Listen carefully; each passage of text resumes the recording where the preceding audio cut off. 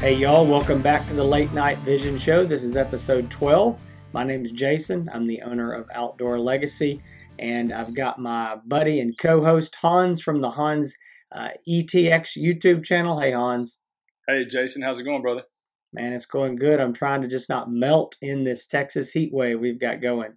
Oh, I hear you. And you know, us being from Texas, people say, man, this happens every year. You're supposed to be used to that kind of stuff. But every year, it's almost like it takes us by surprise. But this year has been especially tough, triple digits for the last, I don't know how long it seems like. But, you know, every week I put out a prime evening hog hunting times on my Instagram page. And it basically is the prime feeding times for hogs based on the moon phases. And it's been completely wrong every night because the hogs are just bedded down for so long at night. They're not coming out till 2 or 3 in the morning.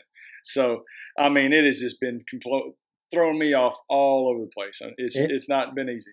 No, it's been miserable. And anybody that's in the South knows what this comment is, but it's not the heat, it's the humidity.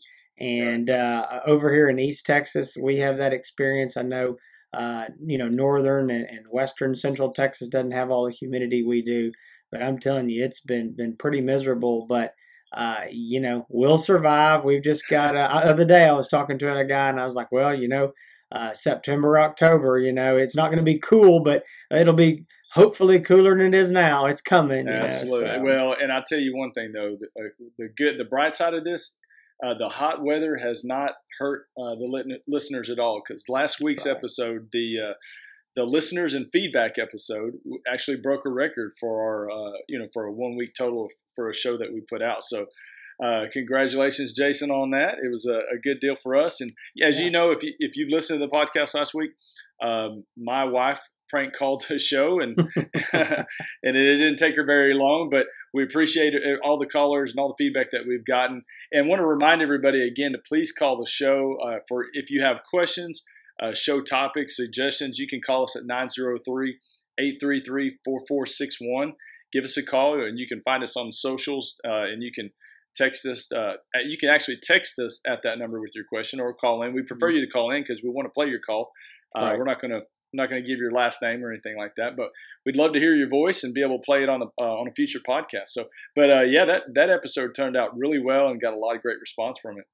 Yeah, it was a lot of fun to do too. Just kind of a little bit of a scatter barrel. We're just hitting all kinds of different topics, and I enjoyed it though. It was a lot of fun. Yeah.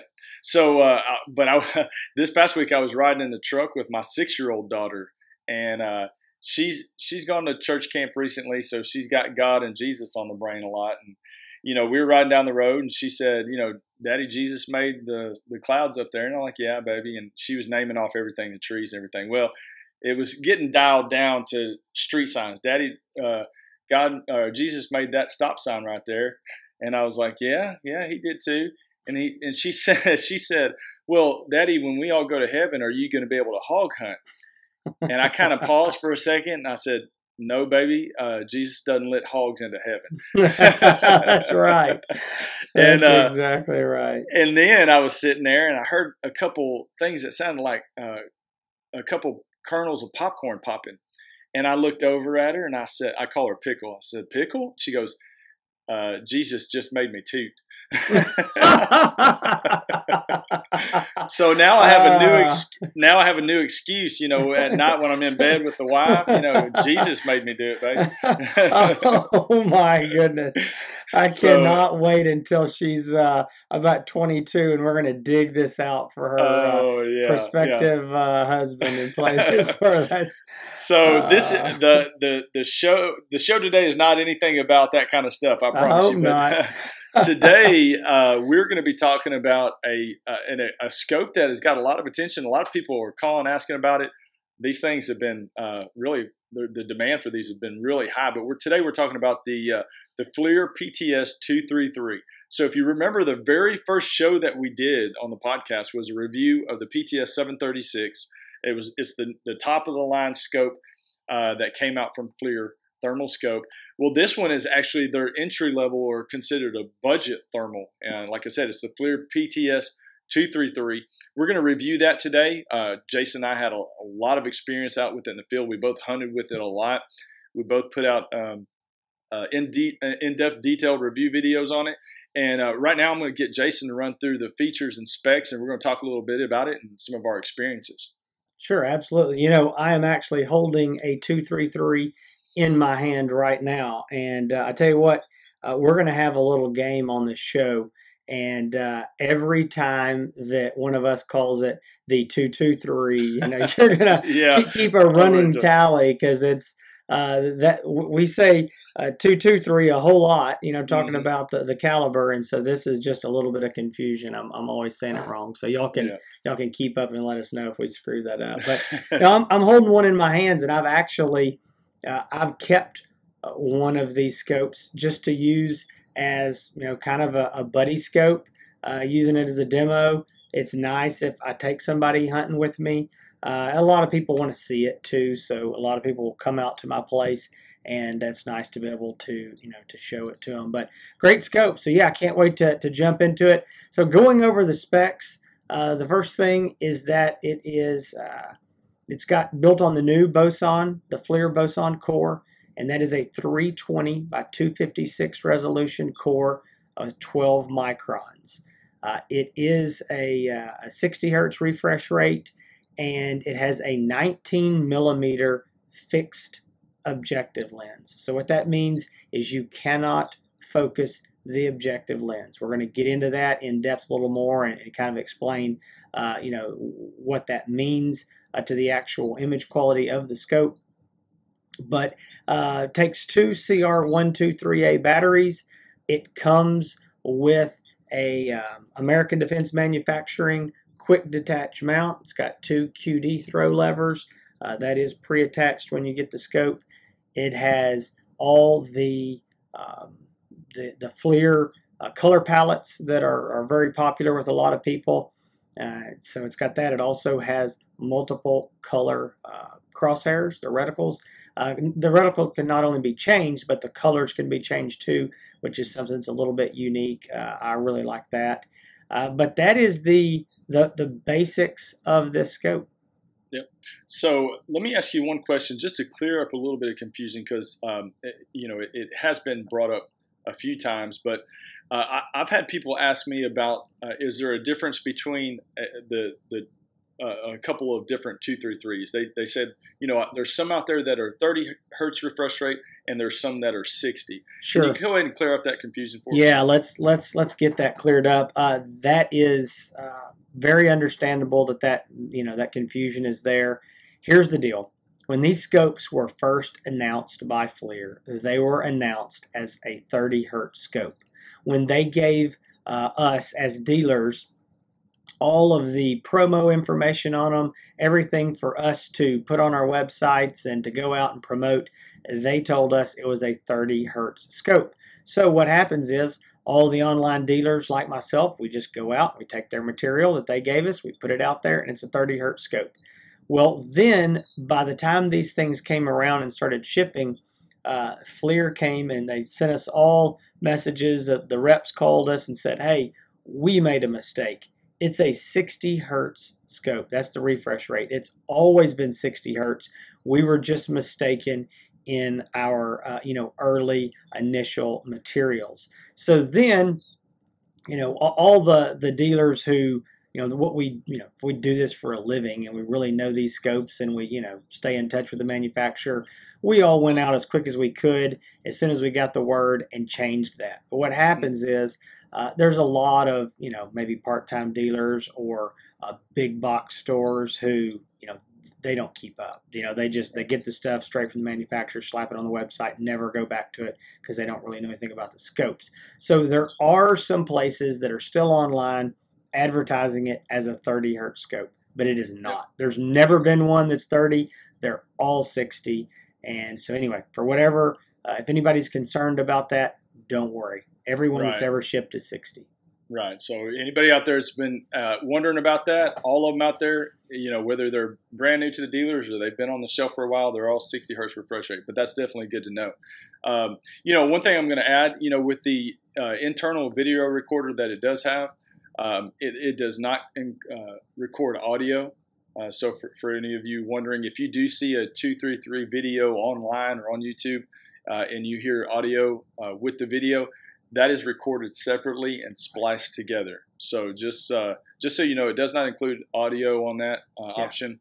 And that was the biggest thing, the biggest feature of this scope. I forgot the internal video recording. I got you. And it also it does have a 2x and 4x digital zoom, so 2 times 4 times. So it's a 1.5. I don't know if I mentioned that either. I'm terrible on this. A 1.5 optical magnification, and so it does have a 2 and 4 times digital zoom, so it goes up to a 6 power digitally. But you know, you're going to probably hear Hans and I just talking about the 1.5 for the most part, because that's mostly where we use stuff. Yeah. So to me, you know, the best thing about this scope is that it's $21.99. I mean, Correct. if you can get a good thermal scope like a Flir that makes a great product, very durable. I mean, when you get it, you know that it's put together and built well. Great quality, and at the same time, with all the features that you mentioned, with the there are more color palettes in the Flir than I think you'll find anywhere else. Yeah, there's a lot, and they're very attractive. Some of them look good. You know, I still only hunt with the white hot and the black hot, but there's some interesting different color palettes on there. Different reticles. But you know, at the same time, I did want to interrupt and say one thing before I forget. I get asked this all the time. All the Thermosight Pros, but including this one, the PTS233, it has an IPX7 waterproof rating. It is also dust proof. And what the IPX7 rating is it is fully submersible in water up to 3 foot deep for 30 minutes. But it's also has a certification for dust as well. So anyway, I get asked that, and I always just forget to mention that. Yeah, that's definitely good to know. But to get into what is considered, and I've had people, when I say budget thermal, they say, yeah, but it's still $2,200. Right. But considering the thermal market right now and the quality of the scope, this is, you know, considered a budget scope. If you're able to get into something like this and still have, you know, the internal video recorders and all the other features that you mentioned, a lot of people that are getting into it at $21.99, a lot of them, they don't really care about having the internal video recorder, but it's a nice option for them to have. So they don't really care a lot about the fact that it doesn't include the audio, you know, that doesn't record the audio. Right. But like I said, if audio is important to you, there's a simple fix for it. You just record the audio on your phone, and if you're putting videos together for YouTube or some other format, you can always splice that audio together. It's not too difficult to do and to figure out, but to be able to get into it at $21.99 is a great deal. Now, you know, I had this scope. Gosh, I probably had it for 2 or 3 weeks. Jason, you had it longer than that. You had it a long time, yeah. It is. I'm jealous. It is a nice buddy scope. Let me tell you, I'm jealous that you have one in your hand right now. But you know, what I really like, I'm a fan of the lower magnification scopes. Just for the type of hunting that we do, we're taking closer shots. You got a wider field of view, so you know it makes it easier for the follow-up shots. And I really, for the picture that you get on that, I know that you said it's a 320. Was it 320 by 250? That's right, 320 by 256. 12 micron. Yeah, resolution. It really, to me, it performs and looks better than even the 320. I was definitely impressed by the picture clarity and the quality. As far as identification range, I'd put it out there. You know, I'd put it out there 200 to 250. You know, to be able to identify. Hang on. Let's argue here a minute. Let's go back. What are we IDing? Well, you know, I'm not IDing hogs. I'm not. You wouldn't want to try to ID a coyote that far. But, okay. No, I'm not arguing with you. But I do get asked this a lot. Let's talk about ID real quick. Right. Let's define, you know, what animal and what kind of terrain. So I don't disagree if you're in pretty ideal conditions, meaning short grass, you know, a grazed pasture, bush hogged. 200, I think, is going to be on an upper end 250. Now let me back up to, when I talk about ID, normally I'm talking about pull the trigger Yeah, 1000% sure. But yeah, I think 250 is going to be a max. I yeah, just want to be clear. That's good conditions. If you get, absolutely. if you get 24-inch tall grass, it doesn't matter, what you're shooting. Oh Shooting yeah, yeah. Trigicon, you're not going to know. I mean, so yeah. Anyway, I just Yeah, wanted to pick at you a little bit there. yeah, no, you're exactly right. It's definitely gonna have to be a fresh mode field that you're hunting in, and also at the same time, I think the humidity is going to have to be low. As you know, humidity affects all the thermal scopes and makes it a little bit not as clear. So Mhm. if you have a low humidity night, yeah, if you're trying to tell between a hog or a deer, if you hunt well enough, or if you hunt enough, and you know to wait to see that deer raise its head up. Yeah, I think 200, 250, but you're really pushing it at 250, I think. But I agree. with the capabilities of being able to ID, at that range with the picture clarity that I noticed and that I observed, I was very happy. The video footage that I shot with it, I think, in my opinion, was some of the best video that not because of the quality. I've used better quality scopes, but the shots that I was able to take, the follow up shots that I was able to take with a budget thermal, I'm going to say that word again. I think is what I got a lot of comments on. It's like, man, I'm really impressed with this scope from what I'm seeing from the videos. Just of a lot of the shots that I took were either between 40 yards, and I'd say I stretched it out. The furthest shot I took with it was about 80 yards. But the nice thing was, on all the shots that I took, and even the 80-yard shots, I did not zoom in at all. I shot on the 1.5 base magnification. The picture was good enough to take a headshot on a hog on the base magnification. So to me, that's pretty impressive. Yep. If you can do that and not have to zoom in to try to pinpoint and make a good headshot on a hog. So that was really my experience with it, and I've suggested this scope to a lot of people. The first thing that when people call in or if they ask me, they say, "Hey, I'm looking for an entry level thermal scope. This is how much I have to spend." The first thing I ask them, do you care if it records video? That's right. What bells and whistles do you want to have on it? And a lot of people that say, well, I don't really care about recording video. They still lean towards the 233 because of the price point and the fact of they're getting a great quality scope, and the fact that it includes internal video recorder is just a bonus. Yeah, it was a very good scope. In the future, we're going to be doing some comparisons between this scope and another scope, a Pulsar product, and I know a lot of people have asked about that as well.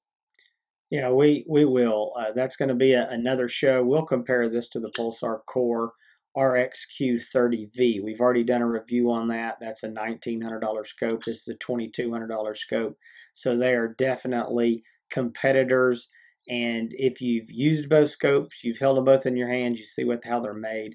They were designed to be competitors. And so again, we'll talk about that in another show. But I agree with everything that Hans said there. I really can't disagree with what my experience was. I used it for a long time early on. Like I said, I've still got one. I still use it from time to time.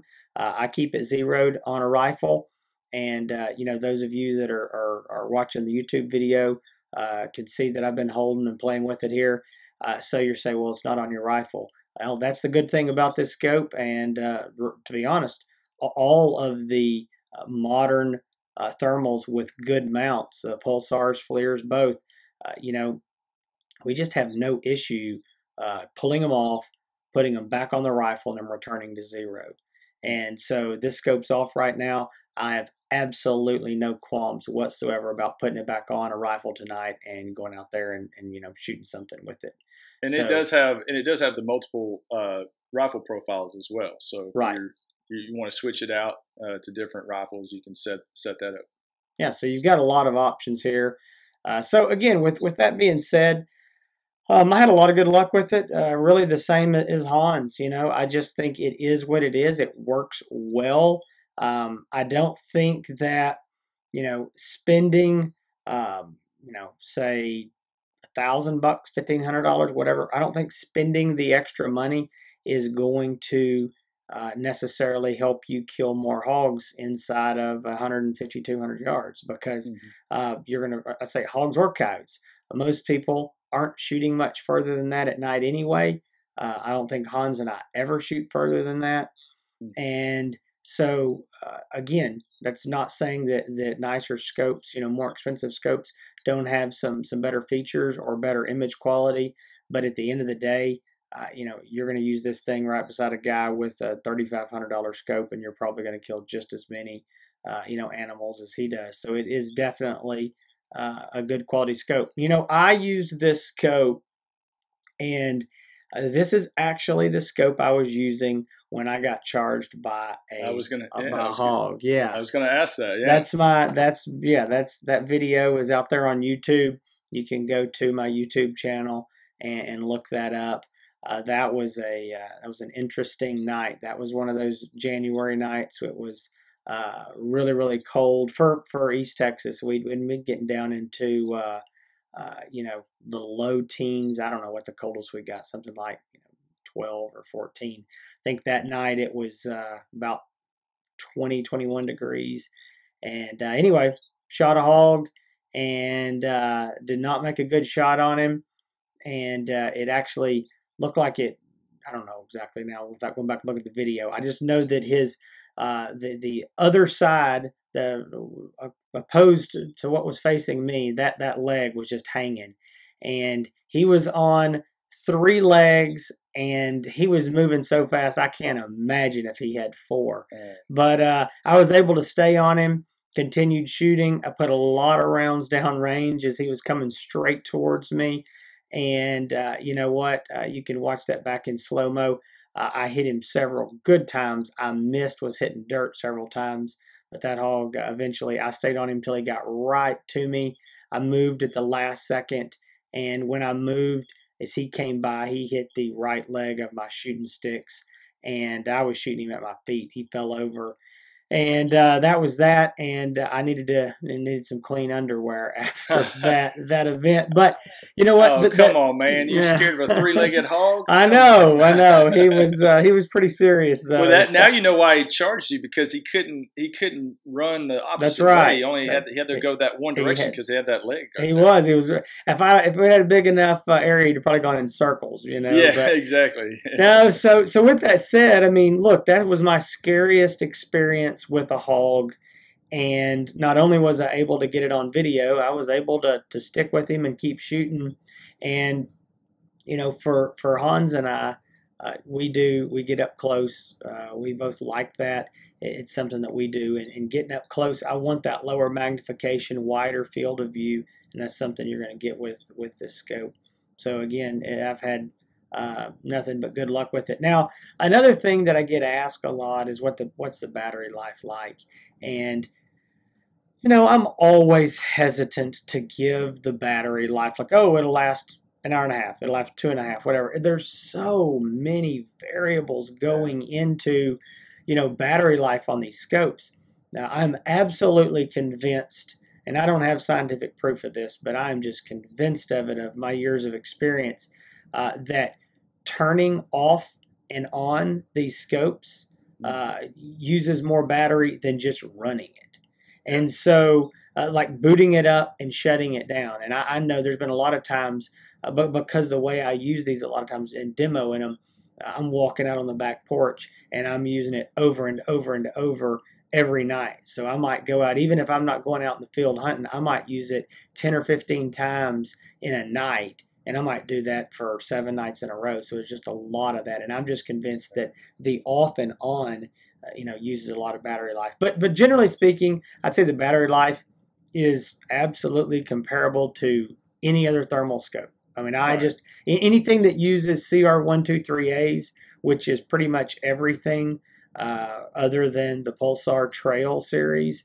So I don't, I'm scared to say what it's going to be. An hour and a half, maybe 2.5, 3 for some people. I just, Right.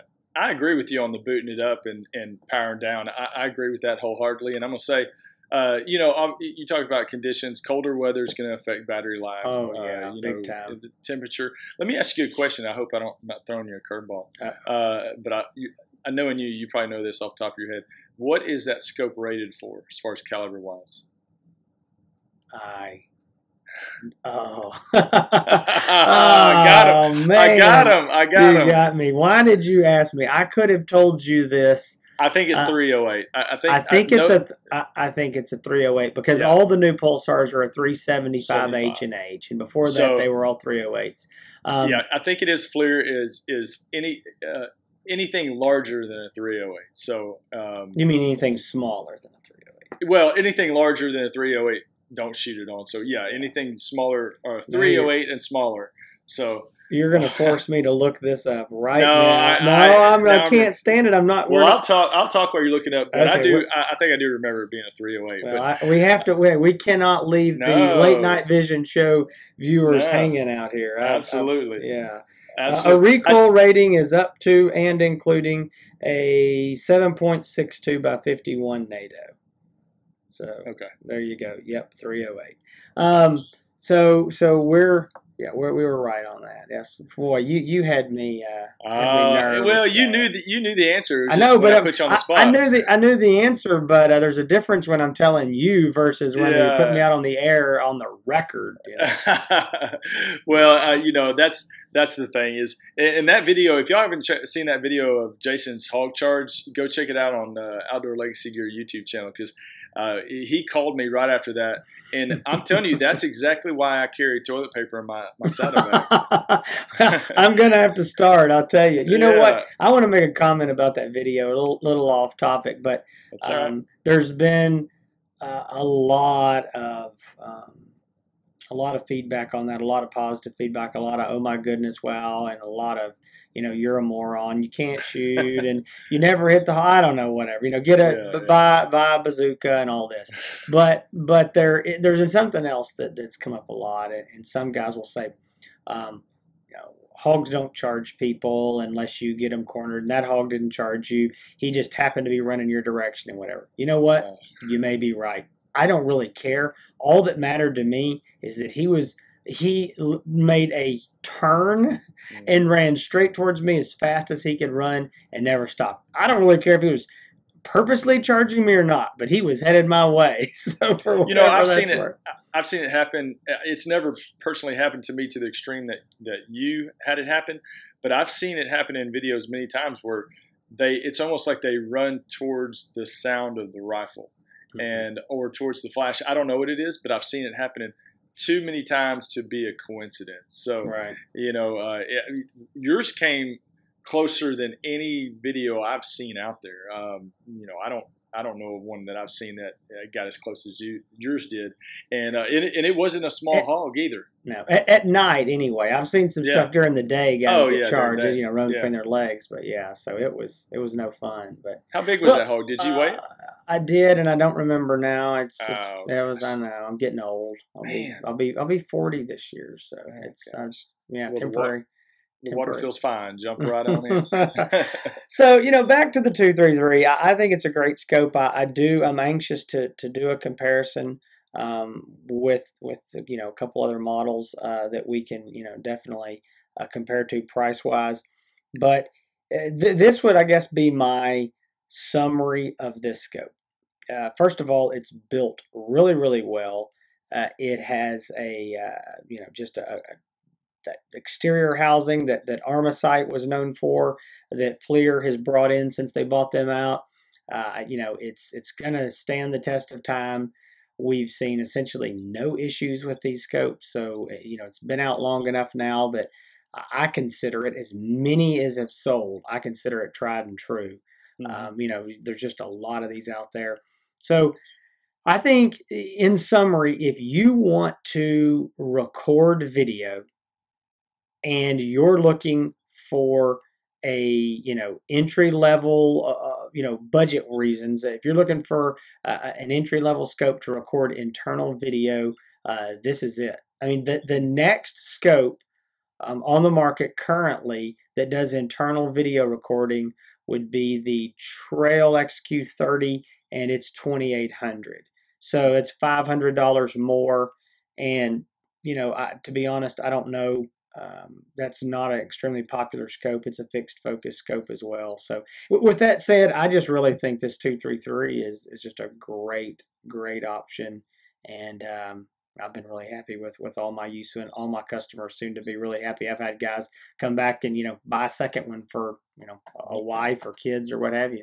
It's a great scope to have, a backup scope, like you said, with buddies coming over. But yeah, I'm going to reiterate what Jason said. It's a good buy. I mean, if that's your price range, if you're worried about it, when you're worried about getting into a budget scope and you're worried about the quality is not going to be that great, this is a good buy. It's a good quality scope. Picture's great, performs well, and like Jason said, these things are built very, very well. You're going to know when you pull it out of the box that this thing's going to be able to handle everything you throw at it. So yeah, and I think we've got to remember when we say budget. I mean, Hans already alluded to this. I know there's a lot of guys listening going, I don't have $2,200, or I do, but there's no way I'm going to spend it on a scope. There's a whole lot of guys have plenty of money, but they're just not something they're going to do, and I totally understand that. But when we say budget, we are talking about, for the thermal industry. Mm-hmm. But what everybody has to remember is that it may be budget now, but 2-3 years ago, something like this didn't even exist. There were no scopes. I don't know what we're, 18, 20 months ago that even had internal video recording, period. Right. And if you took the internal video recording out, nobody had anything that was near this kind of quality for this kind of price. You're going to spend $3,000 or $4,000 easily. So I just don't want people to think, oh, well, I'm buying some, antiquated, 15-year-old PC or something. It's not like that. They're very good quality, absolutely reasonable scopes. Right. So be listening and looking for the review that we're going to do on the podcast between the PTS233. Almost said 223. So that doesn't count. That doesn't count. Between the PTS233 and the core, we're going to do that review coming. And I'm going to sneak something in there. I'm not even going to say what now, but I haven't even told Hans this. We're going to review another scope that I put in that same similar price range that we're going to talk about. So we're going to review 3 scopes in one, do a comparison when we do that. He didn't even know what I'm talking about. Okay, well, I look forward to hearing about that too. Breaking the news right here. That's right. I mean, almost, unless you're going to tell us the scope, but no, exactly. All right, well, we appreciate y'all listening this week. Checking out the review. You can find both of our reviews on our YouTube channel. You can find mine on YouTube. It's Hans ETX. That's Hans East Texas.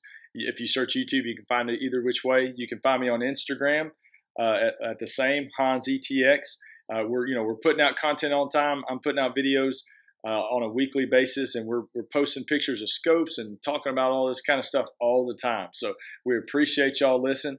And if you need a question, or if you have a question about this scope, or like I said before, if you have feedback, questions, anything, or if you'd like to hear your voice on the podcast, call in and leave us a message. That number again is 903-833-4461. And Jason, where can they find you at? Absolutely. You can find me at outdoorlegacygear.com. You can find me on YouTube. I'd love if you'd go there and subscribe to the YouTube channel. And then we're on, Instagram, Facebook. So we're all over the place. Just search Outdoor Legacy or Outdoor Legacy Gear, and you're going to find us.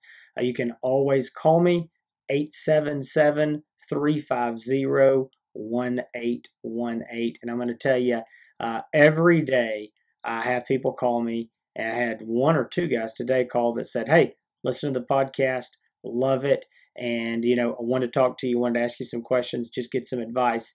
And, the guys that called today, they didn't buy anything. They're going to buy something, but they're serious, but they need, a little extra help. And they want me to get into a few details that, maybe we haven't gotten into in the show. And so call me. I absolutely don't mind.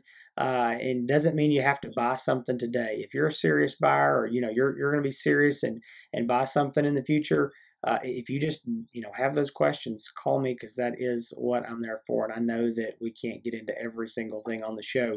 But with that said, we do want you to send us emails at thelatenightvisionshow at gmail.com, thelatenightvisionshow at gmail.com, or call us at that number Hans gave and give us suggestions or ask us questions. Look, if you've got a question and it's not enough for a whole show, or that's fine.